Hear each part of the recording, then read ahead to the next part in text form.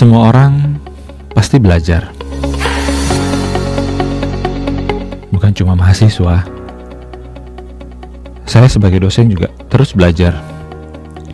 Belajar teknologi baru, belajar dari kasus-kasus baru, supaya saya bisa dapat pengalaman-pengalaman baru. Kalau belajar formal itu udah pasti. Tetapi kalau dilihat dari sisi lainnya, ketika berdiskusi dengan mahasiswa, tidak hanya mahasiswa yang belajar dari saya, tapi saya juga banyak belajar dari mereka. Apalagi saya banyak dapat pelajaran dari orang tua, sahabat, lingkungan, dan pengalaman. Tapi, sebagai mahasiswa yang hidup di lingkungan akademis, saya banyak berdiskusi dengan dosen-dosen saya. Banyak pengalaman mereka yang bisa jadi sumber inspirasi dan motivasi. Pada akhirnya, kalau mau maju, kita selalu butuh orang lain. Daripada sendiri-sendiri, lebih baik kita belajar bersama untuk maju bersama. Supaya masa depan kita sama-sama cerah. Untuk masa depan Indonesia yang lebih cerah.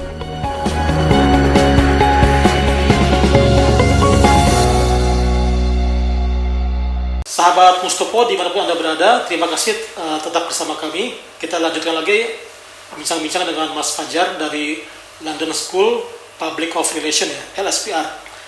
Mas Fajar, tadi kita sudah bicara tentang geopolitik, ya, di mana Rusia, Ukraina, terus juga Timur Tengah. Nah, pertanyaannya adalah apakah Amerika akan tetap menjadi negara adidaya dan polisi dunia? Ini menarik ini. Jadi tadi saya sudah sempat mention sedikit tentang struktur internasional yang ada hari ini gitu ya. Yang mana banyak pemerhati dari hubungan internasional melihat ini sudah bergeser dari unipolaritas kepada multipolaritas gitu ya. Dan tadi juga saya sampaikan bahwasannya ya setidaknya ada 3 kekuatan besar hari ini. Amerika Serikat, China, dan juga Rusia. Tapi yang sangat memungkinkan secara keimbangan kekuatannya itu ada di antara Amerika Serikat dan juga China gitu. Jadi Rusia ini kalau di antara ketiga ini the weakest-nya lah gitu. Tapi dia tetap great power gitu di dunia global. Nah,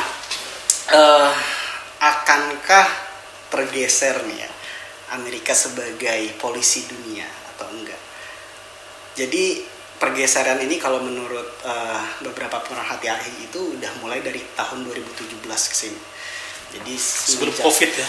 Ya, jadi ya kita lihatlah China itu berkembang sangat pesat secara ekonomi bahkan militernya gitu ya. Hari ini saja dia udah punya matra siber gitu. Ya. Sama seperti Singapura juga ada sih matra siber gitu. Apa tuh? Jadi kalau kita kan matranya ada 3 matra ya. Darat, udara, laut. Nah, ini ada dia bikin matra siber gitu.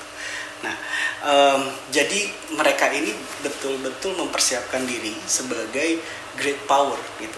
Nah, jadi kalau kita mengambil pemikirannya dari Mearsheimer gitu ya, salah satu pemikir politik internasional yang sangat masyhur dari University of Chicago.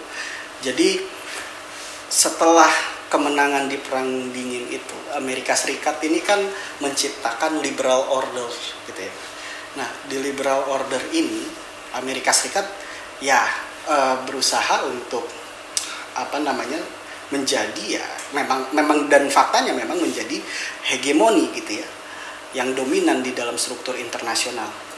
Nah, dalam jangka waktu sampai 2017 itu Amerika Serikat dengan liberal ordernya itu menyuguhkan bahwa ya dunia ini harus mengikuti aturan-aturan yang ada dengan international law gitu ya, terus kerjasama internasional dan lain sebagainya dan juga mengajak China. Jadi China ini dulu sama Amerika Serikat itu belum dilihat sebagai ancaman. Jadi dikasih masuk ke WTO gitu ya sama Amerika Serikat, ayo ikut liberal order kita gitu ya. Nah, semakin kesini kok semakin besar ini kekuatannya gitu. Puncaknya Huawei itu ya. salah satunya yang itu. CEO yang di Iya, yang punya teknologi yang 5G itu ya. Iya. Nah, itu udah ini semakin besar ini kekuatannya. Makanya hari ini ya melihatnya China ini sebagai ancaman gitu. Lalu Indonesia apa yang harus dilakukan dalam pergaulan internasionalnya supaya nggak dianggap musuh di sisi lain, tapi bisa diterima di sisi berbeda gitu? Itu bagaimana Indonesia harus menempatkan diri? Saya sih masih sangat percaya sama politik bebas aktif itu ya Mas. Karena politik bebas aktif ini yang tadi saya bilang dia sudah sangat teruji dengan zamannya, dengan berbagai konflik yang ada, dan Indonesia bisa menciptakan sebuah alternatif, misalkan waktu itu gerakan non-blok gitu ya, agar tidak masuk di dalam satu kekuatan besar, yang mana kalau kita masuk ke dalam satu kekuatan besar itu kemungkinan besar kita tidak akan bisa bebas. Kalau kita merujuk bebas aktif itu kan bebas artinya Indonesia itu bisa memiliki sikapnya sendiri, tidak terdikte oleh pihak luar gitu. Kalau kita masuk, misalkan let's say kita masuk ke Amerika Serikat, ya kita terdikte gitu. Aktif ini kan ya tadi saya sampaikan, aktif menyuarakan perdamaian dunia, dan itu ada di konstitusi kita gitu. Nah, jadi saya sangat percaya kita itu tetap harus berpegang teguh kepada bebas aktif, tapi dikontekstualisasikan dengan tantangan zaman hari ini gitu. Jadi gak bisa kita hanya menggunakan kekuatan, misalkan kalau dulu kan ya udah kita gerakan non-blok aja gitu, yang mana jadinya persepsi publik melihat gerakan non-blok itu adalah gerakan yang netral, bukan gerakan yang aktif untuk menyuarakan perdamaian di tengah krisis dua kompetisi negara besar ini gitu. Nah, hari ini semestinya perlu adanya negara-negara yang terlibat ini juga harus diajak gitu, Tapi kan kita ditarik masuk BRICS itu kan? Nah iya, itu salah bagaimana? satunya BRICS itu ya. Nah ini juga nih, seru juga nih tentang. Kalau di netizen tuh kalau nggak salah udah masukin list Indonesia masuk BRICS. Ya gitu kan? belum, secara formal belum. Makanya kemarin itu kan diundang oleh Afrika Selatan ya untuk hadir gitu. Nah ya tadi karena ini sudah ada dua kekuatan besar, ini hampir sama sih kayak perang dingin ya. Kayak perang dingin itu mereka buat ordernya masing-masing di blok sini, buat kayak misalkan Uni Soviet dulu bikin Pakta Warsawa, yang ini bikin NATO gitu ya. Nah sama kayak misalkan Amerika Serikat hari ini misalkan berbicaranya di dinamika politik yang ada di Asia Pasifik, dia bikin kebijakan Free and Open Indo-Pasifik misalkan. Nah kemudian dia bikin AUKUS, dia bikin Quad gitu, dia berada di dalam itu gitu ya. Nah China juga ada BRI misalkan, Belt and Road Initiative, dia ada AIIB gitu ya, Asia Infrastructure Investment Bank gitu, dan ya ada BRICS ini gitu. Mungkin di ordernya Barat kan udah ada G7, G8, G20 gitu.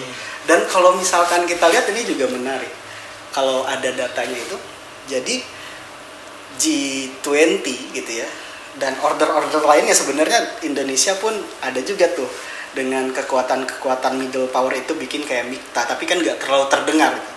Nggak terlalu terdengar, beda dengan BRICS yang wah ada Rusia di situ, ada India di situ, ada China di situ, Afrika Selatan gitu. Nah posisinya ya ini bikin order, ini juga bikin order gitu ya. Nah cuman memang Indonesia saya melihatnya masih perlu hati-hati dalam posisi kompetisi di dua negara besar ini gitu ya. Makanya kan salah satu alasannya ya kita masih menerapkan politik bebas aktif itu. Nah yang seharusnya kalau itu kan kita ditarik ke sana gitu ya, posisinya ya udah Indonesia masuk aja BRICS gitu misalkan ya. Tapi yang penting juga mungkin bukan hanya kita ikut ke dalam salah satu blok ya, kayak dulu itu kita menciptakan blok baru, tapi blok baru ini misalkan mengajak semua kekuatan-kekuatan dan termasuk kekuatan besar ini untuk bekerja sama. Karena kalau misalkan kita berbicaranya untuk menciptakan perdamaian atau stabilitas itu kan ada dua cara, Mas. Ada cara menggunakan hard power, artinya harus terjadi balance of power in terms of military powernya di negara masing-masing gitu ya. Yang kedua ya dengan kerjasama internasional, sehingga terbentuklah interdependensi antar satu dan dua.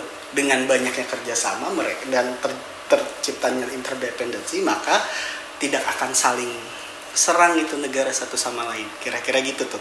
Nah, kalau Indonesia bisa melakukan itu, saya rasa, dan hari ini jalurnya ke sana, sudah mulai jalurnya ke sana. Kayak Indonesia sebagai ketua ASEAN gitu ya, kemarin berusaha untuk mengajak juga kerjasama dengan negara-negara yang ada di Pasifik, misalkan Fiji, Vanuatu dan lain sebagainya, juga ikut bekerja sama dengan Indonesia gitu. Dan ya, Indonesia juga menjalin dengan Tiongkok, ASEAN-nya di ASEAN menjalin Tiongkok, juga menjalin dengan Amerika Serikat gitu. Nah, karena ini Mas, kalau kita melihat ke sejarah gitu ya, ada salah satu buku yang ditulis oleh Thucydides. Thucydides ini dulu dia adalah jenderal dari Athena. Dia nulis buku ketika itu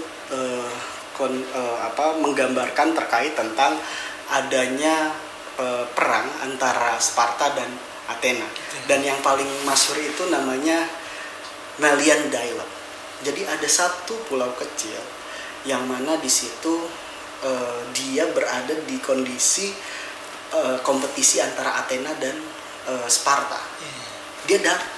Athena datang ke Melos namanya. Pulaunya namanya Melos, orang-orangnya disebut Melian gitu ya. Melian people gitu ya.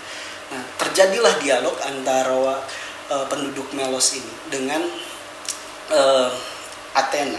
Athena bilang bahwasannya, ya kamu harus ikut saya, kamu harus berpihak gitu. Nah, dan penduduk Melos ketika itu netral. Nah, ini yang saya ingin sampaikan, bahwa ada perbedaan nih antara politik bebas aktif dan netral. Melos ini dia nggak mau memihak salah satunya gitu. Nggak mau memihak ke Athena, nggak mau memihak ke Sparta, walaupun secara historis kedekatannya dengan Sparta gitu. Dia berusaha untuk netral. Akhirnya apa? Akhirnya Melos ini diratakan gitu. Diserang habis-habisan oleh Athena. Nah, itulah makanya muncul adigium, big power can do whatever they want to do gitu. Ketika kamu punya kekuatan yang besar, ya kamu bisa menindas itu. Cuman kan kita nggak mau seperti itu. Indonesia ini kalau berbicara secara geopolitik gitu ya, berbicara regional, global, Indonesia ini memiliki, apalagi kita lihat secara historis, punya kemampuan gitu. Kita sekarang di middle power lah. Secara ekonomi kita 16 besar misalkan. Walaupun secara kekuatan militer ya tetap harus dikuatkan. Mas Fajar, kita lanjut lagi setelah di segmen ketiga ya. Sahabat Mustopo, semakin menarik apa yang disampaikan Mas Fajar. Kita akan lanjut lagi di segmen ketiga. Tetap bersama kami.